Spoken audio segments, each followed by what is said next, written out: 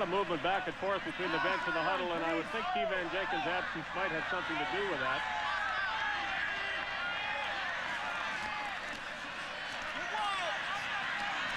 Barrett throws it deep. And out of bounds is Eddie Brown along with Reggie Pleasant, the defender. Well, I think the loss of Jenkins does have some impact, and I think if they could get over it in the dressing room, the shock of having that happen to a teammate, a guy that a great deal of production last week through the ground and the air is 173 yards, you miss a person like that, and that doesn't even take into account that he returns kicks and punts. So they get over that shock, they have confidence in the people that they have there, and then they line up and get ready to go, because it sure isn't going to help you to worry about it. Gone formation, which means everybody gone from the backfield. It was installed here last year, and the Stampeders still use it. It is now featured in the BC Lions offense. Nice grab by Pitts. He, aware of the yardsticks, almost went backwards one step too much, but he has the first down. Well, a good read by Barrett. He gets in a situation with 6 receivers going downfield. He's got to make some quick reads, and he does exactly that. Good protection up front, getting everyone on the ground. What concerns me is the way he's holding the ball right there. I think that if he does go off, an offensive coach might take him aside, just gently say, tuck the ball away.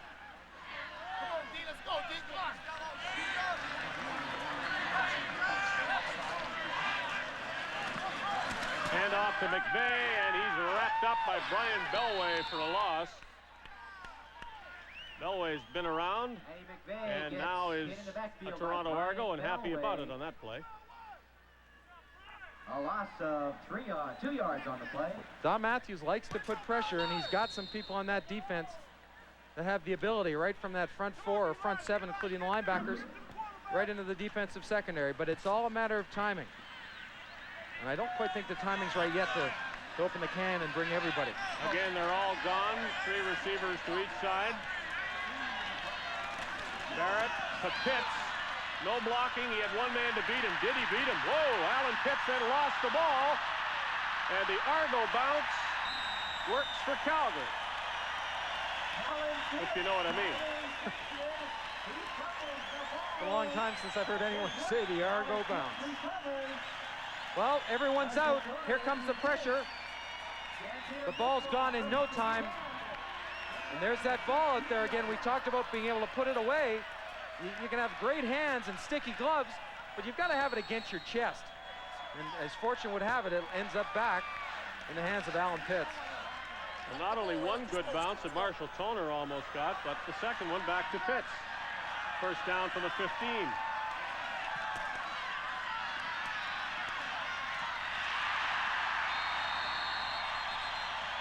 How about the hands that the Stampeders are showing catching these balls? Eddie Brown, a defender all over him at the 2-yard line. Well, Eddie Brown is another receiver that didn't play last year, but again, it's hard to know it the way he's adjusting. The ball's blowing to the outside. He's got Reggie Pleasant coming up hard, whacking his shoulders, and he's still got the good hands to be able to catch it and then bring it in. Tim Petros, the last-minute addition to the Calgary lineup tonight, is in there now as they stack the backfield.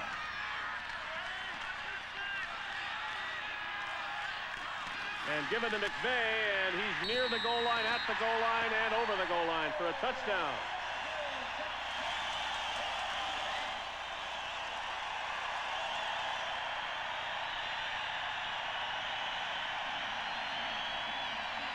Well, any one of those 3 running backs in the backfield have the size to be able to punch it in the end zone from 1 yard. But what a good drive Calgary put together to get them to this point. Guard pulls out and around, gains the middle linebacker, who is really just mirroring what he sees in the running back.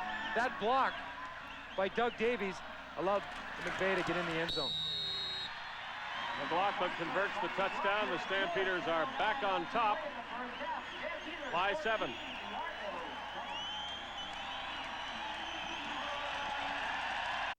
McVeigh scores the touchdown. Everything's different in that backfield with Keevan Jenkins out of there, and the Stampeders continue to have faith in their running game. McVeigh putting their first touchdown on the board in this game, and now the Stamps cover the kickoff better than they have earlier. McVeigh, a product of the University of Toronto Blues, has shown before when he's lined up in that halfback spot not only on the goal line, but in the middle of the field, that he's got some good quickness and has the ability, maybe not exactly like a Keevan Jenkins, but he can get the job done. It just might not happen as quickly. Argos start from their 35-yard line.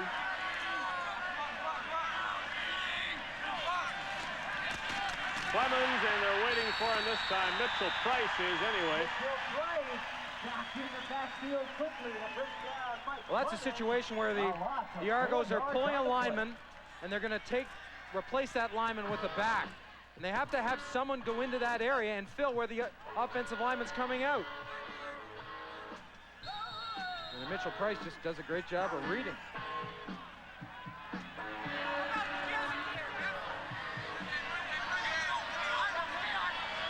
Loss of a couple as Conjemi settles in on second down and throws it way up there, and it is incomplete. Trumaine Johnson battling Ron Hopkins, and it's Hopkins who celebrates. Well, we hear an awful lot about Ron Hopkins, but usually when we talk about it, it's because his abilities to return kickoffs, which he does awfully well.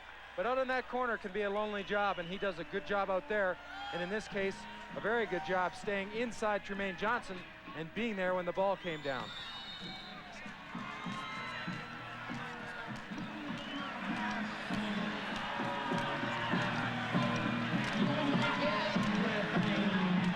Glenn Harper will punt from about his 20-yard line.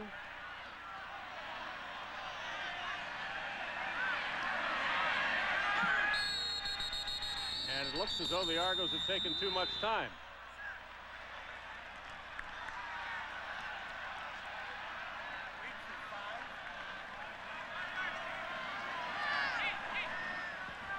Time count violation. Number 11, Toronto. Third down. Well, that's a penalty that's worth taking if you're a man short or if someone is confused on a blocking assignment. It's better to take the 5 yards back than have one blocked.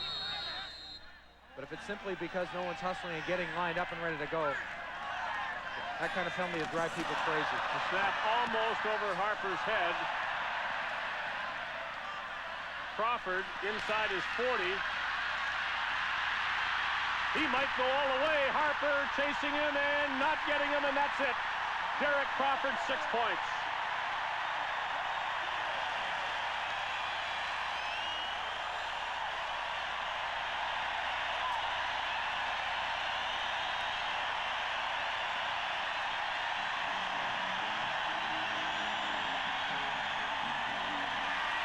Wally Bono wants his team to have fun on special teams, but there's nothing any more delightful than getting a special team situation like this where everyone's working hard.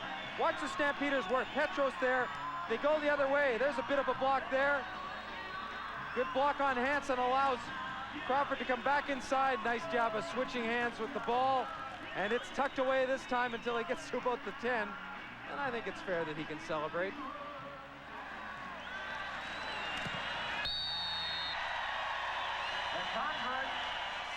Stampeders by 14. Molson and CFN are proud to bring you the best of Canadian football. Special teams have been so important for the Stampeders this season, and again, they strike Derek Crawford's 71-yard punt return. John Field returns for the Argos to the 30. It lands down Park in Ottawa. Less than 2 minutes to go in the game. The Riders punch in a touchdown by David Conrad, his second score.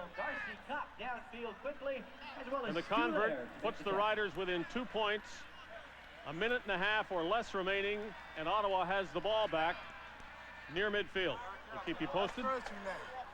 The loser of that game remains alone in the East Division cellar.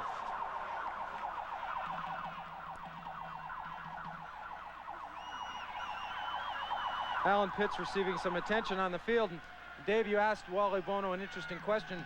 We had an opportunity to speak to him at the early part of the year at the start before the game of the BC Lions, and you suggested or asked if in fact he was happy with the receivers he has picked from training camp, thinking that maybe, you know, it wasn't exactly what he wanted, but that's all he had to go with. And his answer was quite simple, that he's quite pleased, and there might be a little dust on those receivers, but not a lot of rust. Well, Pitts has shown us what he can do, and Eddie Brown as well.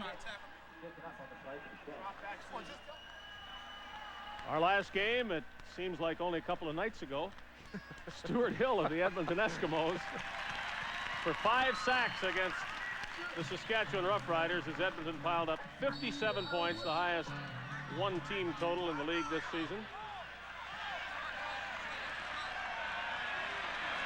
Argos from their 30-yard line, down by 2 touchdowns midway through the second quarter. Smelly, and he won't go very far. Smelly, the ball carrier for the Argonauts, but he doesn't get very far as Mitchell Price leads a gang of Stampeders on the tackle. I think Calgary feels they have enough talent in their front four to be able to put enough pressure on the quarterback on a continual basis, not to have to worry about blitzing people an awful lot. They don't blitz here, the pressure comes, but that's only to set up the screen to Clemens. And he'll dance and dipsy-doodle and dive for the first down. Well, that's exactly what he had to do to get to the first down. The Stampeders converged well on the play, reacting to the screen. It looked like he was going to have some more yardage, but it was just his effort alone that got that first down. Well, they really do want to feature Mike Clemens. I wonder whether he's just seeing too much of the football now, because we haven't said much about Darryl Smith or Jeff Boyd or Trumaine Johnson yet. Smelly, and he reaches for the 50-yard line, getting to the 48, maybe the 49. Well, Smelly has proven that he can be the breakaway style runner. He's going to get most of the work between the tackles. When they feature Mike Clemens, you do it. If you do it between the tackles, you do it on delays or counters where there's some time for the play to form.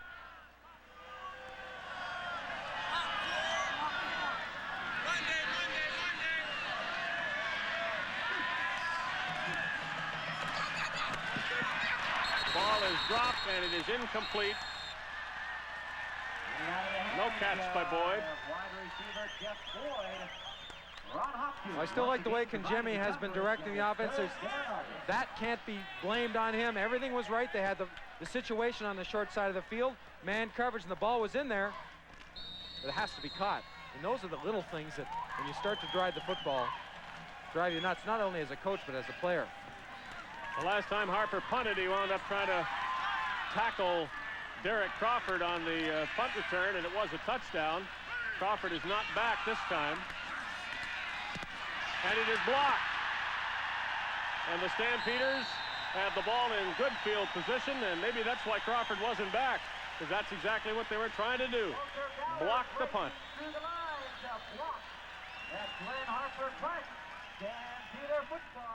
Got it. And the Stampeders scrimmage the ball from the Argo 47-yard line.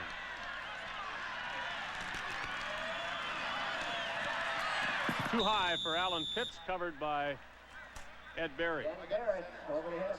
Walter Ballard kind of happy he's able to turn the ball over to his offense in good field position. Just effort.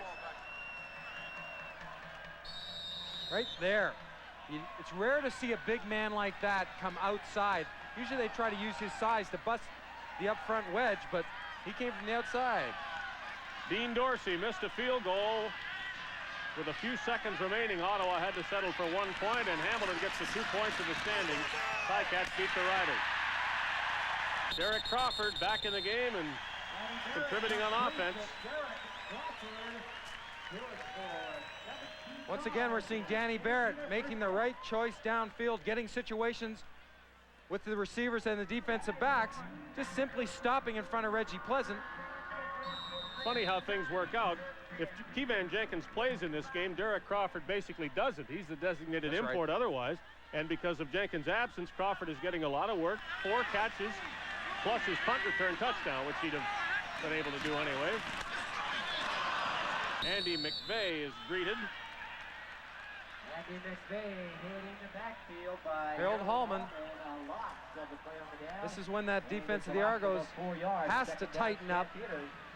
Not necessarily take chances, because I don't think that's the right way to play defense. I think it's read your keys and rely on the guy beside you that everything's going to work out if everyone does what they're supposed to. They lost 2 on the play and may be lucky to keep the ball.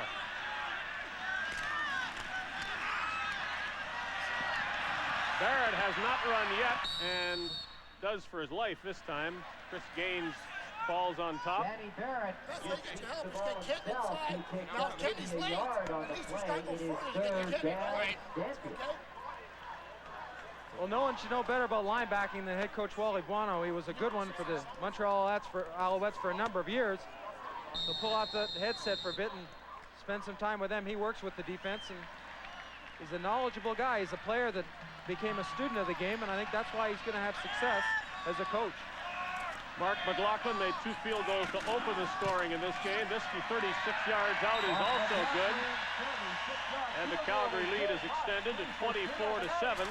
And the Stampeders 24, the Argos 7 with 4:07 left to play in the first half of This football. game ends the 5th week of the CFL season, and week number 6 begins Tuesday. CFN will be at Taylor Field in Regina. For BC at Saskatchewan, you'll also have coverage of the Calgary-Edmonton game, which is played the same night.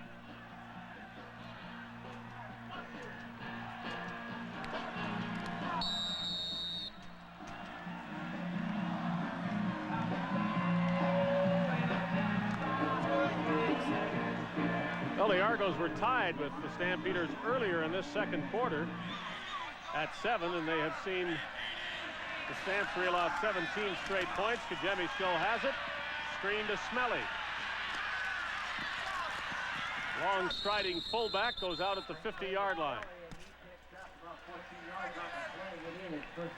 The running threat influences the defense, and that's exactly how Smelly was able to get to the outside and have success with that play, because they being the Calgary defense, took a big bite on the fake by Mike Clemens.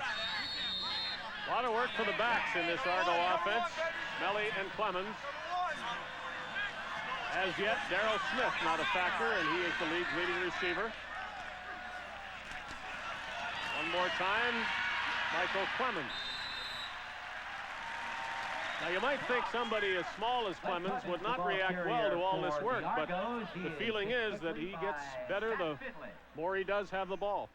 I think that's the case of most good running backs, that they like the work, they get better as the game goes on. My concern, I think if I had been Don Matthews, was that Clemens' size might work against him because of injury, but that is not a concern. Be sure to catch the 11:40 KISS AM Hot Sports on your way home from the football game tonight with... Under 3 minutes to go in the first half. The Argos are second down and 8. Kajemi hits Paul Mazzotti at the 35 of the Stampeders, and this is interesting.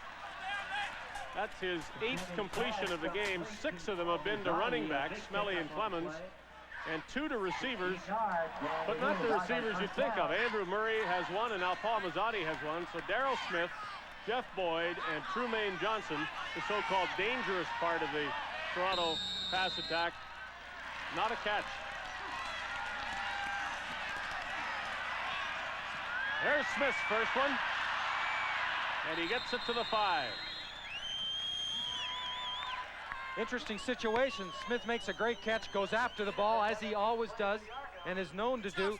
But Mike Clemens is in the same area. You don't want 2 receivers even within 5 yards of each other, I wouldn't think, because the defense draws to it. Straight back. There goes Clemens to your left. He's going up the seam.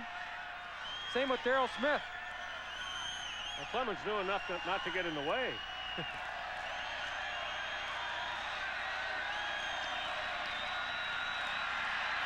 Clemens outside. Not going to break that tackle. Good job by Junior Thurman, who took him on head-on. Well, Thurman came up very quickly once he sees the sweep to that short side. He's close to the line of scrimmage to begin with, but you're right. He was the last man. If he isn't secure in that shot that he gives Clemens, with Clemens' quickness, he might have been able to stop on a dime and go down, but it's good, solid tackling. Second and goal, they're back at the 10.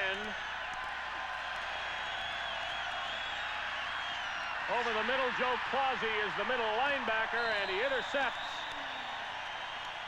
Another turnover, and they plagued the Argos. I wouldn't say this is nearly as bad as their first half in Winnipeg, but there are some similarities. There are an awful lot of them. Clausy, the man who came into training camp as a rush end, C60. See when he turned his head and made a read, he started to go that way to our left or his right. He's seeing something that Kangemi, or where Kangemi wants to go, and you can bet he's looking at the quarterback while he's dropping. That makes his 3rd interception of the year, and I think he's filled in very well for a guy that never played middle linebacker before. 2:11 to go. The Stampeders prevented Argo's score. And now would like to hold on to the ball for as long as they can. Barrett will throw it on first down, throw it deep. Good concentration on the ball by Eddie Brown. You could see him looking at it all the way, feeling he had a chance. Well, I think he did have a chance. The ball was thrown to the outside, and any less coverage by Reggie Pleasant, that would have been a catch. But you're going against one of the better corners in the league, and Pleasant doesn't have 6 interceptions for nothing. He's the individual leader. The Argos also lead the league as a team with a total of 16 interceptions, but right now the biggest interceptor on the field is Joe Clausy. Stampeders are 2nd down from their own 4. The clock, of course, was stopped with that incompletion. Barrett may decide to run, and he is stopped short. There was room earlier, but he took a little while to get out there or make the decision. Don Moen with the tackle, and the Stampeders have to punt from their end zone. I don't think it's a matter of taking a little bit longer to make that decision. I think he was hoping that something downfield that looked like it might open up would open up, but you know, he makes the right choice by tucking the ball and only getting a couple where there's a possibility of an interception downfield, especially considering their field position. The league leader is Brent Matich, average 43.2. Coming into this game, he got a nice bounce and a single point at his first punt. That added to the distance. It wasn't as good as those numbers look, and with 1:52 to go, a timeout has been called. Dave Sapungis, you see him beside Wally Borno, Tom Higgins, made the call for the timeout. So not as you would think, the Argos calling the timeout, but the Stampeders, because of their confusion. And the worst time to have a breakdown is when you're trying to punt from the end zone. Yes, that's it, let's go. Clock, time. There was some mention of 2 points there. Well, if there's any question of a bad snapper that he couldn't get the ball away, don't be afraid to take the 2 points. The kamikaze is putting 4 people back deep and expecting and anticipating a rush, a heavy rush up the middle. Again, not a good punt by Matich. Though the Stampeders almost got a break. Clemens got it back and goes out of bounds at the 30-yard line. 34 yards. So with 1:43 to go, there's plenty of time for the Argos to march right back down to where they were before Joe Clausy intercepted the ball. Well, Clemens in a bit of between a rock and a hard place there. You want to, as a punt returner, catch the ball on the fly, because with a punt like that, a crazy